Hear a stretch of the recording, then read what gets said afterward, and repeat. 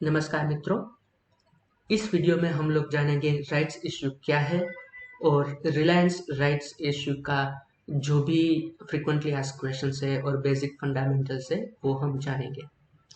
सबसे पहले मैं बता देना चाहता हूँ कि मैं SEBI registered and authorised person नहीं।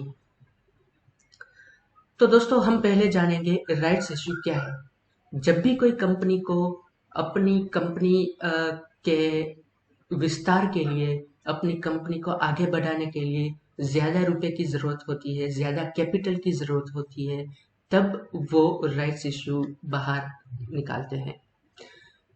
इसके और भी तरीके हैं, वो बैंक से लोन ले सकते हैं, वो अपने एफपीओज निकाल सकते हैं, वो प्राइवेट बॉन्ड्स निकाल सकते हैं और राइट्स इश्यू भी निकाल सकते हैं। राइट्स इश्यू में एक्चुअली विन विन सिचुएशन आ जाता है, क्योंकि जो शेयर होल्डर्स हैं उसको ही ये स्पेशल शेयर्स मिलेंगे और वो भी डिस्काउंटेड प्राइस में, ताकि जो शेयर होल्डर्स है जिसको लॉन्ग टर्म के लिए इन्वेस्ट करना है उसको बहुत कम रुपए में ये शेयर्स मिल सकते हैं। And at the same point of time उसी के साथ कंपनी को अपना कैपिटल, जितना उन लोगों को इन्वेस्टमेंट चाहिए उतना इन्वेस्टमेंट वो निकाल सकती है। राइट्स इश्यू में कंपनी केवल एग्जिस्टिंग शेयर होल्डर्स के पास ही जाती है, तो आईपीओ में कोई भी बिड कर सकता है, यहाँ पे केवल शेयर होल्डर्स ही बिड कर सकता है। फॉर एग्जाम्पल हम लोग रिलायंस की बात करेंगे तो रिलायंस में 1:15 का रेशियो है, यानी फॉर ईच 15 शेयर्स आपके पास हर 15 शेयर के ऊपर आपको एक शेयर दिया जाएगा, यानी आप हर 15 शेयर के ऊपर एक शेयर खरीद सकते हो। आपको खरीदना है कि नहीं खरीदना है, या ज्यादा खरीदना है या कम खरीदना है, वो आपके ऊपर है। तो इस स्लाइड के ऊपर हम ज्यादा समय रखेंगे, क्योंकि बहुत सारे क्वेश्चंस है जो इस स्लाइड में हम समझने की कोशिश करेंगे। तो सबसे पहले कि अगर शेयर्स एग्जैक्टली मैच नहीं हो रहे हैं, जैसे कि रिलायंस ने बोल दिया है कि अगर आपके पास 15 शेयर्स हो तो आप एक शेयर ले सकते हो, पर क्या होगा अगर मेरे पास 14 शेयर हो तो मुझे मिलेगा या नहीं मिलेगा? क्या होगा मेरे पास 29 शेयर हो तो मुझे 2 मिलेंगे या 1 मिलेगा? या मेरे पास 31 शेयर्स हो तो क्या होगा? तो इसके लिए रिलायंस कंपनी या कोई भी कंपनी अपना एक रिकॉर्ड डेट बनाती है, और उस रिकॉर्ड डेट के हिसाब से उस दिन पे आपके पास कितने शेयर्स है उस हिसाब से अपना मैथमेटिकल कैलकुलेशन करती है।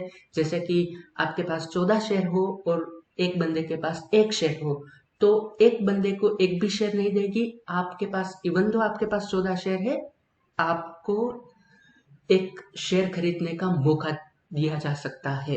अगर आपके पास 29 शेयर है तो आपको 2 शेयर देने का मौका, लेने का, खरीदने का मौका दिया जा सकता है।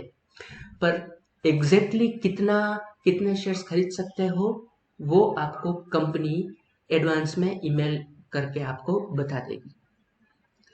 अगर मेरे पास 25 शेयर है और कंपनी मुझे ईमेल करती है कि आप एक शेयर के लिए आप एक शेयर अप्लाई कर सकते हो, पर मुझे 2 शेयर अप्लाई करना है, तो क्या कर सकते हैं? ये केस में आप डेफिनेटली, अगर आप शेयर होल्डर हो और आपको एक ही शेयर एनलाइटमेंट हुआ है, फिर भी आप 2 शेयर के लिए अप्लाई कर सकते हो, आप 3 शेयर के लिए भी कर सकते हो, आप 10 शेयर के लिए भी कर सकते हो। जैसे आईपीओ में होता है, ऐसे ही आप कितने भी शेयर्स के लिए आप अप्लाई कर सकते हो।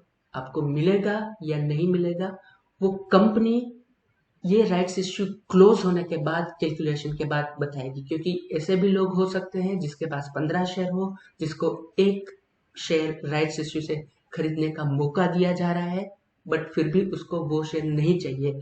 ऑन द अदर हैंड, दूसरी तरफ आपके पास 25 शेयर है और आपको 2 शेयर चाहिए, तो ये सेटलमेंट हो सकता है। तो आपको आपको जितने भी शेयर चाहिए आप अप्लाई कर सकते हो। अगर आपने राइट्स इश्यू में शेयर अप्लाई कर दिए, बट आपको लगता है कि नहीं, अब मुझे ये अप्लाई नहीं करना, मेरी एप्लीकेशन वापस लेनी है, तो कंपनी उसका भी टाइमलाइन देती है। वो इश्यू क्लोज होने से 2 दिन पहले तक आप उसको वापस ले भी सकते हो सकता है आपने 2 अप्लाई किया है और आपको अब नहीं चाहिए, आप आपका आपने चेंज ऑफ प्लान कर दिया हुआ है, तो आप वापस ले सकते हो। डू आई नीड टू पे अप फ्रंट? जी नहीं दोस्तों, जब आप एप्लीकेशन अप्लाई करते हो तब आप 25%, 30%, 35% जो भी मैनेजमेंट ने डिसीजन लिया हो उतना ही आपको पे करना है, और बाकी की बकाया राशि आप मैनेजमेंट के टाइमलाइन के हिसाब से कर सकते हो। कभी कभार मैनेजमेंट 100% एप्लीकेशन के टाइम बताती है, कभी कभार आपको जब शेयर्स लगते हैं उस वक्त आपको पे करना होता है, या कभी कभार आपको फेज वाइज 3 महीने के अंदर 25 के हिसाब से आपको पे करना हो सकता है। वो सब कुछ मैनेजमेंट के ऊपर डिसीजन रहता है। When can I sell the share? अगर आपको शेयर लग गए तो आप दूसरे ही दिन इसको बेच सकते हो? जी नहीं दोस्तों, आपको ये आईपीओ और इसमें हल्का सा डिफरेंस है। अगर कंपनी को 10,000 करोड़ की जरूरत है और उसने शेयर से 10,000 करोड़ का इन्वेस्टमेंट उसको मिल चुका है, तो कंपनी आपको वो शेयर आपको लिक्विडेट कर देगी और उसके बाद आप बेच सकते हो। बट हो सकता है कि अगर कंपनी ने आपको 3 महीने का टाइम लाइन दिया है, तो 3 महीने के बाद ही आप उसको बेच सकते हो। अगर हो सकता है कि 100% राइट्स इश्यू आपको ना मिले हो, तो कंपनी अपना पूरा प्रोसेस चेंज कर सकती है, वापस से थोड़े कम प्राइस में लोगों को दे सकती है। तो जब तक कंपनी के पास जितना कैपिटल इन्वेस्टमेंट उसको चाहिए उतना नहीं आ जाता, तब तक वो शेयर आपको लिक्विडेट नहीं होगी। और ये क्वेश्चन बहुत बार पूछा जाता है कि क्या राइट्स इश्यू से शेयर खरीदना सही है कि गलत है? तो इसके 2 आंसर है। आंसर नंबर 1 कि कंपनी जो मनी जुटा रही है वो मनी का यूज कहाँ पे कर रही है, उसके फ्यूचर प्लान्स क्या है, उससे अगर आप कन्विंस हो, अगर आप लॉन्ग टर्म के लिए आप उसको रखना चाहते हो तो आप रख सकते हो। और दूसरा है कि आपको कितने परसेंटेज का बेनिफिट मिल रहा है। जैसे अगर आपको राइट्स इश्यू 20% डिस्काउंट में मिल रहा है और आप सोच रहे हो कि राइट्स इश्यू का प्राइस कभी नहीं आएगा, वो प्राइस में लेना आपके लिए फायदेमंद है, तो ले सकते हो। अगर आपको लगता है कि नहीं, आज नहीं तो कल ये राइट्स इश्यू के प्राइस पे आ सकता है शेयर, तो आप डायरेक्टली मार्केट से ही खरीदो। अब रिलायंस की बात करें तो यहाँ पे नंबर्स दिए हुए हैं कि इतने नंबर्स ऑफ शेयर्स उसको एक्चुअली राइट्स से उसने डाले हुए हैं, इतने शेयर्स लिक्विडेट किए जाएंगे, और इश्यू साइज उसको इतने रुपए जुटाने का प्लान है।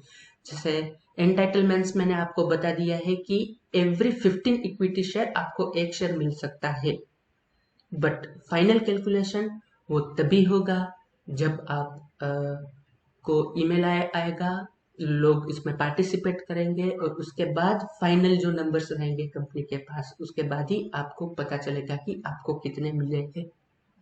इसके रिकॉर्ड डेट है 14th में, यानी अगर 14th में के बाद आपने कितने भी शेयर लिए हुए हो उसको उसका कोई फायदा नहीं है। 14th में 3:30 के क्लोजिंग डे के टाइम आपके पास कितने शेयर्स अपने डीमैट अकाउंट में है, उसी हिसाब से ये कैलकुलेशन होगा, उसी हिसाब से आपको ये राइट्स इश्यू में पार्टिसिपेट करने का मौका मिलेगा।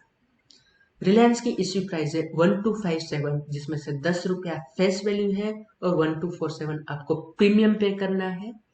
तो आप अपने हिसाब से कैलकुलेशन कर सकते हो कि करंट प्राइस से ये कितना परसेंटेज आपको बेनिफिट मिल रहा है। और इन्वेस्टर को पर शेयर 314 रुपए और 25 पैसे पे करने हैं, और बाकी के रुपीस आपको जब भी मैनेजमेंट का डिसीजन आएगा आपको पे करना है। और वो अभी तक मेरे पास क्लैरिटी नहीं है कि आपको कब और कितने पे करने हैं। रिलायंस का राइट्स इश्यू जैसे मैंने आपको बताया है कि ऑन एप्लीकेशन आपको ₹2.50 फेस वैल्यू पे करना है और बाकी का प्रीमियम पे करना है, और बाकी के रुपए वन सिंगल शॉट में आपको पे करने हैं। बट इसकी टाइमलाइन डेडलाइन आपको बता दी जाएगी जो 9/42/75 है। हो सकता है कंपनी इश्यू क्लोज डेट होने के बाद ही आपको बताएगी कि कितना बकाया राशि कब तक आपको पे करना है। अगर आप पे नहीं करते हो तो ₹314 आपको वापस मिल जाएंगे, और शायद पेनल्टी भी लग सकती है, और वो राइट्स इश्यू किसी और को दे दिया जाएगा। रिलायंस के इश्यूज डेट आप देख लेना, 14th में उसका रिकॉर्ड डेट है। आपको 19th में तक ईमेल या मैसेज आ जाएगा कि आप कितने के लिए एंटाइटलमेंट हुआ है। उसका मतलब है कि आपको 99% श्योरिटी है कि इतने शेयर्स तो आपको मिलेंगे ही मिलेंगे। अगर उससे ज़्यादा करना चाहते हो तो वो लक बेस हो जाता है, आप अप्लाई कर सकते हो। अगर किसी के पास राइट्स एंटाइटलमेंट है और वो नहीं लेना चाहता तो उसके शेयर आपको अलॉट किए जा सकते हैं। मिनिमम आपको कितने मिल सकते हैं वो आपको 19th में को बताया जाए। जो मार्केट का आपको अगर वापस लेना है वो डेट है आपका 29th में। अगर आप एक बार राइट्स इश्यू डाल दिया और आपने अपना माइंड चेंज कर लिया तो 29th में से पहले आपको अपनी एप्लीकेशन वापस लेनी होगी। पर एप्लीकेशन रहेगा 20th में से 3rd जून तक। हालांकि 10 से 15 दिन का आपको समय दिया जा सकता है, और 3 जून से 10 जून के अंदर कंपनी अपना कैलकुलेशन करेगी। 10 जून को आपको बता दिया जाएगा कि आपको कितने शेयर्स मिले हुए हैं, और आपको 11 जून को ऑन एन एवरेज बोल सकते हैं कि 11 जून को आप क्रेडिट हो जाएगा, और लिस्टिंग भी आपको 12 जून पे आ जाएगा। अगर 12 जून पे 100% कंपनी ने कैपिटल रेज कर किया है तो वो तुरंत ही आपको शेयर लिक्विडेट कर देगी सेबी के रेगुलेशंस के हिसाब से। तब आप नेक्स्ट वर्किंग डे से आप इसको सेल कर सकते हो। अगर उसका बाकी का बकाया राशि अगर आपको जुलाई तक पे करना है तो जब तक जुलाई नहीं आता और जब तक कंपनी का 100% कैपिटल रेज नहीं होता तब तक आप उसको बेच नहीं सकते। और कैसे अप्लाई करना है तो हमने यहाँ पे एक लिंक दी हुई है, वहां से एक ब्लॉग से हम लोगों ने ये उठाया हुआ है। आप अपने डीमैट अकाउंट के मैनेजर को कॉल करके उसको बोल सकते हो कि आपको आइडिया दे कैसे कर सकते हैं। आप बैंक से कर सकते हैं, जैसे बैंक से आप आईपीओ अप्लाई करते हो ऐसे ही आप अपना pan number, ID, DP ID, client ID सब रेडी करके आप जैसे आईपीओ अप्लाई करते हो वैसे ही आप अप्लाई कर सकते हो। और फिजिकल फॉर्म जो रिलायंस ने अपने वेबसाइट पे अवेलेबल किया है उसका प्रिंट आउट लेके बैंक पे पेमेंट कैश में करके और फॉर्म सबमिट करके भी कर सकते हो। करंट सिनेरियो में मुझे नहीं लगता है कि प्रिंटिंग इज गुड ऑप्शन। तो दोस्तों अगर आपको ये वीडियो अच्छा लगा तो प्लीज़ लाइक कीजिएगा, शेयर कीजिएगा, और कोई भी आपको क्वेश्चन है तो आप तुरंत कमेंट पे लिख सकते हो। Thank you very much.